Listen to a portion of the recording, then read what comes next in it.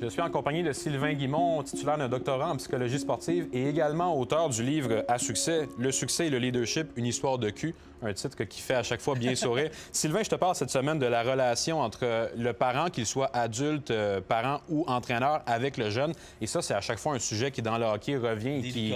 Ouais, un sujet très délicat. Je te demande d'abord de nous expliquer les premières relations, les premières étapes de la relation entre le parent ou l'entraîneur avec le jeune, en bas âge, à 5 ou 6 ans. Là.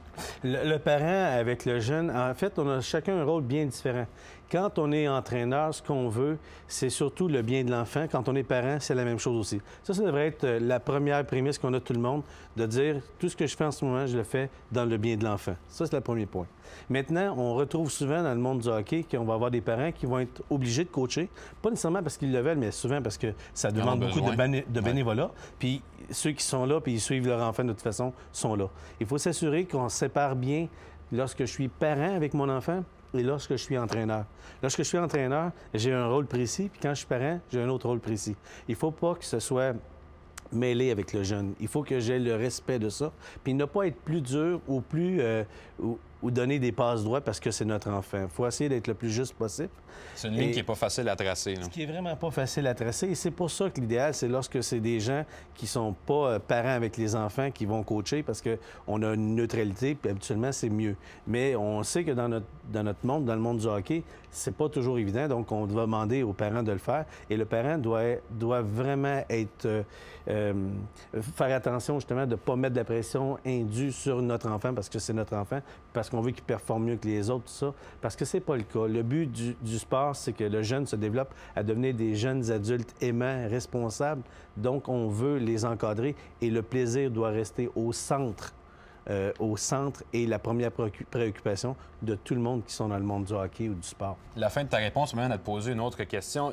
Les parents doivent prendre conscience que, volontairement ou involontairement, ils ont énormément d'influence sur le jeune. Et ça, c'est quelque chose qu'il faut faire attention parce que peu importe les agissements du parent, bien souvent, le jeune va prendre pour acquis cela. Là. Souvent, le parent est pas mal intentionné. Moi, je compare qu'un athlète ou un jeune garçon ou une jeune fille qui joue au hockey, c'est comme s'il était dans une petite boîte. Et on est des intervenants autour de cette boîte-là. Si je le pousse constamment et que le jeune n'a pas la motivation par lui-même d'avancer, mais un jour ou l'autre, ça va faire défaut puis ça ne fonctionnera pas. Si je suis obligé de le tirer constamment, ça ne fonctionnera pas non plus. Et si je suis obligé de le menacer ou de l'écraser, bien, je l'envoie vers le bas.